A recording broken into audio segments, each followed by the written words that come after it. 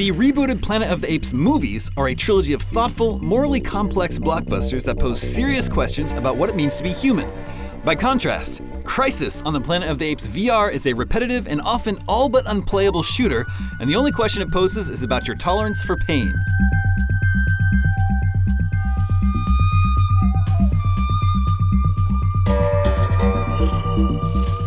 Crisis on the Planet of the Apes invites you to experience the world through the eyes of a supposedly intelligent chimpanzee determined to escape a detention facility. But it's so difficult to get your primate avatar to do what you want it to that an observer would likely assume you're nothing more than a regular ape, or possibly a drunk one.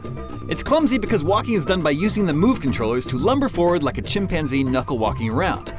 That's an okay idea, but it's a pain because you can only walk in fixed lines to predetermined destinations. And it's painfully slow, likely a precautionary measure to reduce motion sickness that ends up making your ape seem vaguely enfeebled.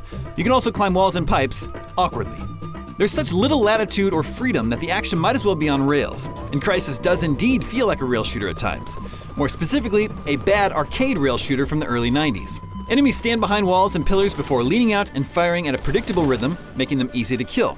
Or rather, they would be easy to kill were you not wrestling with the ungainly controls for shooting and using cover. Sometimes your entire body falls through the floor, at which point you have to reset. Or it crashes and you have to replay an entire 45-minute section of a 2.5-hour game because the autosave system is bad. Of course, even if its movement problems were resolved, even if the tech worked flawlessly, Crisis on the Planet of the Apes would be a superficial action game lacking the depth and seriousness of the movies on which it's based. It's hard, after all, to ponder the philosophical implications of the scenario when you're barreling through a prison with a machine gun, mowing down dozens upon dozens of guards. This game is perhaps the worst thing to happen to the Apes franchise since Mark Wahlberg saw the apeified Lincoln Memorial. For more on VR, check out our reviews of the HTC Vive Pro, Rick and Morty Virtual Reality, and Superhot VR. And be sure to like and subscribe to IGN on all your favorite platforms. Give me your hand.